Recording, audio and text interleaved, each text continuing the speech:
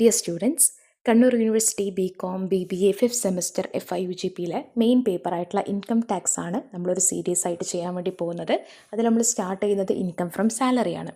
അപ്പോൾ നമ്മൾ മനസ്സിലാക്കേണ്ട ഒരു കാര്യം 1961 ഇൻകം ടാക്സ് ആക്ട് പ്രകാരമാണ് നമ്മളിപ്പോൾ പഠിച്ചുകൊണ്ടിരിക്കുന്നത്.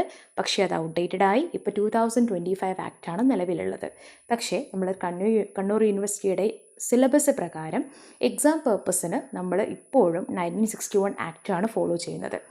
അപ്പോൾ എൻ്റെ വീഡിയോസിൽ 1961 ആക്ട് പ്രകാരമായിരിക്കും നമ്മൾ പ്രോബ്ലംസും കാര്യങ്ങളൊക്കെ ചെയ്യുക.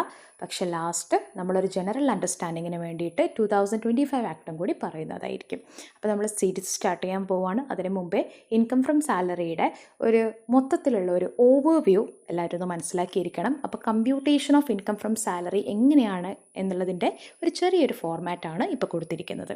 ഓക്കെ, അപ്പോൾ ഇതിൻ്റെ നമ്മളൊരു മെയിൻ 5 ഏരിയാസ് ആയിട്ട് നമുക്ക് കണക്കാക്കാം. സാലറി എന്താണെന്ന് എല്ലാവർക്കും അറിയാം. എംപ്ലോയിക്ക് കൊടുക്കുന്ന റെമ്യൂണറേഷൻ ആണ്.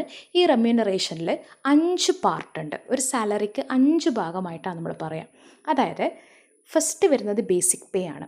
ബേസിക് ആയിട്ട് കിട്ടുന്ന വേജ് അല്ലെങ്കിൽ സാലറി. ഇനി അതിൻ്റെ കൂടെ അലവൻസസ് കിട്ടും, പെർക്വിസിറ്റ് കിട്ടും, profits in lieu of salary കിട്ടും, അതുപോലെ റിട്ടയർമെൻറ്റ് ബെനിഫിറ്റ് കിട്ടും. ഇതിൻ്റെ അണ്ടറിലായിട്ട് ഒരുപാട് എലമെൻറ്റുകൾ വരുന്നുണ്ട്. അപ്പോൾ ഏതൊക്കെ എലമെൻറ്റിന് ടാക്സ് ഉണ്ട്, ഏതൊക്കെ എലമെൻറ്റിന് ടാക്സ് ഇല്ല, അല്ലെങ്കിൽ ചില എലമെൻറ്റുകൾക്ക് പാർഷ്യലി ടാക്സ് ഉണ്ടാകും, ചിലത് എക്സംഷൻ ഉണ്ടാകും.